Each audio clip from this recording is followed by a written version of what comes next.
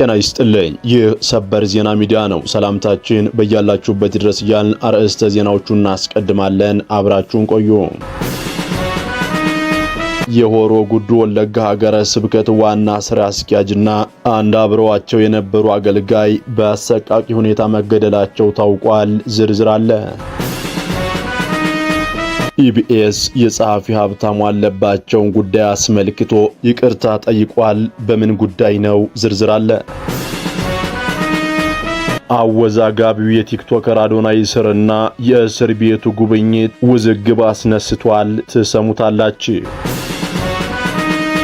የግብፁ ፕሬዝዳንት አብዱል ፈታህ አልሲሲ የኢትዮጵያ ህዳሴ ግድብ ከሁሉም የናይል ወንዝ ተፋሰስ ሀገራት ባለሙያዎችና ከአፍሪካ ህብረት ተወካዮች በተውጣጣ የባለሙያዎች ቡድን ስር እንዲተዳደር ፕሬዝዳንት ትራምፕ ኢትዮጵያን እንዲያሳምኑላቸው የመጠየቅ ፍላጎት እንዳላቸው ከምንጮቹ መስማቱን ጠቅሶ ዘናሽናል ድረገጽ ዘግቧል። ተጨማሪ ያለን ተሰሙታላችሁ።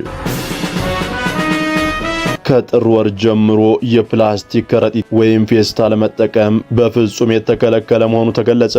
ለዚህ ቻናል አዲስ የሆናችሁ ሰብስክራይብ እና ላይክ ታደርጉ ዘንድ እየጋበዝን ወደ ዝርዝሩ እናልፋለን። አብራችሁን ቆዩ።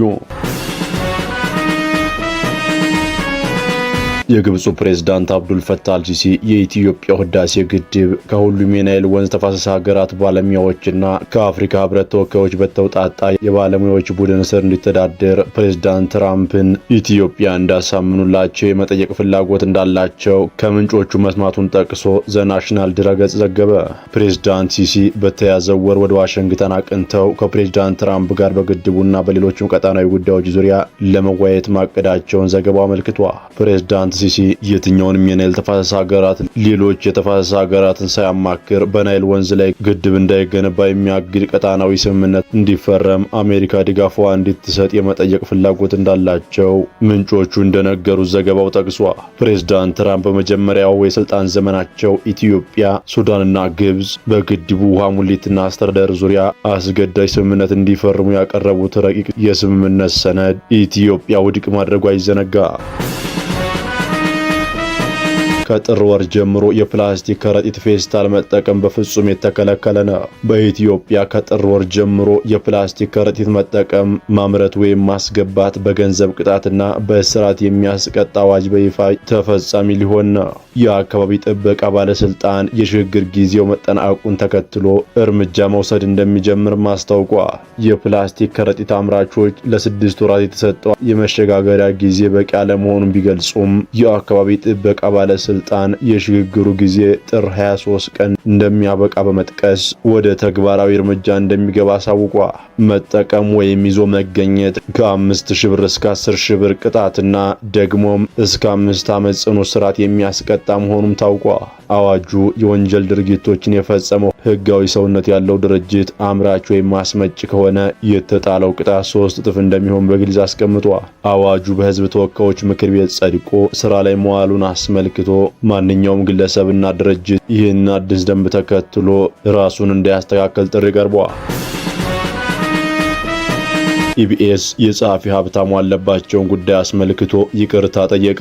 የኢቢኤስ ቴሌቪዥን ጣቢያ ባለፈው ሳምንት በስጦታ ፕሮግራሙ ላይ የታየውን ቅንጭብጭብ አስመልክቶ ለታዋቂው ደራሲ ሀብታሙ አለባቸው ይቅርታ መጠየቁን አስታውቋል። የስጦታ ፕሮግራሙ ላይ ጸሐፊ ሀብታሙ አለባቸውን በመንገድ ላይ አግኝቶ የምሳ ስጦታ ሲሰጥ መቅረጹ ይታወቃል። ፕሮግራሙ ከተላለፈ በኋላ ተቋሙ ከ8 በላይ ተወዳጅ መጽሐፍትን የጻፈውን ደራሲ ያዋርዷል በሚል በርካታ አሉታዊና አዎንታዊ አስተያየቶች በህዝብ ዘንድ ሲሰጡ ቆይተዋል።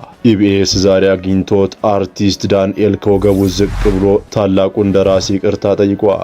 ጸሐፊ ሀብታሙ አለባቸው በበኩላቸው በአጋጣሚ ምሳ በልቼ ነበር፣ የተሰጠኝ ምሳ በመልካም ነው የተቀበልኩት፣ ያው ኢቢኤስ አላወቀኝም፣ አሁንም ቢሰጠኝ ይቀበለዋለሁ በማለት ለሁኔታው ምላሽ ሰጥተዋል። ኢቢኤስ ታላቁን ደራሲ ይቅርታ ከመጠየቅ ባለፈ ለጸሐፊ ሀብታሙ ልዩ ስጦታ ለመስጠት ቃል መግባቱን አስታውቋል።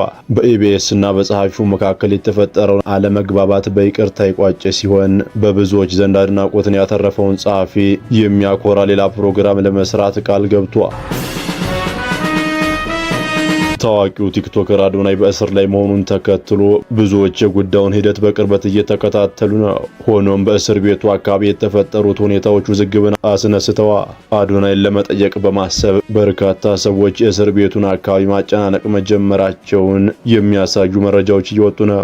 ይሁንና ከቤተሰብ አባላትና ከቅርብ ሰዎች በስተቀር እስረኞችን መጠየቅ እንደማይቻል ተገልጿል። ይህ ደንብ ብዙዎች ሳይጠይቁ እንዲመለሱ ምክንያት ሆኗል። እስረኛውን ለመጠየቅ ከመጡ ሰዎች መካከልም አስገራሚ ክስተት ተከስቷል። ወይዘሮ አበባ የአዶናይ እናት ልጃቸውን ለመጠየቅ ወደ እስር ቤቱ በር ሲደርሱ እኔ የአዶናይ ወንድም ነኝ አስገቡ በማለት ከፖሊስ ጋር ግብግብ የፈጠረ አንድ ወጣት ብቅ ብሏል። ነገር ግን ወይዘሮ አበባ ወዲያውኑ ጣልቃ በመግባት ይሄ ልጅ የአዶናይ ወንድም አይደለም በማለት ለፖሊስ አሳውቀዋል። በዚህ ምክንያት የማስመሰል ሙከራ ያደረገው ግለሰብ በፖሊስ ወደ ኋላ እንዲመለስ መደረጉ ታውቋል። የሀገረ ስብከቱ ስራ አስኪያጅና አንድ አብረዋቸው የነበሩ አገልጋይ ተገድለዋል። የሆሮ ጉድሩ ወለጋ ሀገረ ስብከት ዋና ስራ አስኪያጅ መልአከ ኤዶም ቀሲስ ደሳለኝ ነሞምሳ የተባሉ አገልጋይ በታጣቂው የመገደላቸውን የኢትዮጵያ ኦርቶዶክስ ተዋሕዶ ቤተክርስቲያን ለቴግቫ ኢትዮጵያ ገለጸ። በቤተ ክርስቲያኗ በኃላፊነት ደረጃ ላይ የሚገኙ አካላት ሰሞኑን የህዳር ጽዮን በዓልን አክብረው ሲመለሱ የነበሩ የሀገረ ስብከቱ ስራ አስኪያጅና ሌላ አገልጋይ ሌሎችም በአጠቃላይ 5 ሰዎች ታግተው ነበር፣ 2ቱ ተገድለዋል ብለዋል። ቴግቫ ኢትዮጵያ ትክክለኛ ምንጭ ጠይቄያለሁ እንዳለው በትክክል ግድያው እንደተፈጸመ አረጋግጠናል። ሌሎቹን ግን እንደለቀቋቸውን የደረሰ መረጃ የሚያመለክተው ገዳዮቹ ህገወጥ ታጣቂዎች ናቸው ያሉት ለቴግቫ ኢትዮጵያ ጥቆማ የሰጡት አካል በአካባቢው ግን አብረዋቸው የሄዱ በርካታ ወጣቶች ነበሩ ወደ አሮታ ማርያም ሲሉም ገልጸዋል። ከአሮታ ማርያም ሲመለሱ ነው ሻምቡ አካባቢ ለመድረስ ጥቂት ሲቀራቸው በህገወጥ ታጣቂዎች የታገቱት። ከብዙ ጥረት በኋላ ሌሎቹን ሲለቋቸው 2ቱ ግን እንደተገደሉ ነው መረጃው ያለን ሲሉም ሟቾቹ መጀመሪያ ታግተው እንደነበር አስረድተዋል። ስጋት እንዳለ ገልጸውላችሁ ነበር። አካባቢው ምን የተለየ ነገር አለ ስንል የጠየቅናቸው የቤተ ክርስቲያኑ አመራር በአካባቢው የክርስቲያኖች መገደልና ሞት አዲስ አይደለም፣ ለረጅም ጊዜ በርካታ ምዕመናንና አገልጋዮች ህይወታቸው አልፏል። ባለፉት 1 ዓመት ከ6 ወራት ምዕራብ ምስራቅ ወለጋ ላይ ግን ቆም ብሎ ነበር። አሁን ደግሞ ከፍተኛ የሆነ የቤተ ክርስቲያን አባቶችን ትልልቅ ኃላፊነት የተሰጣቸውን አገልጋዮችን በእንዲህ አይነት መልኩ ማጣት በጣም ቀቢጸ ተስፋ ውስጥ የሚከትና አገልጋዩንም ሆነ አማኙን አንገት ያስደፋ አሳዛኝ ክስተት እየተፈጸመ ነው። ይህ ኃላፊ የካህናትም የምዕመናንም ነፍስ ነው።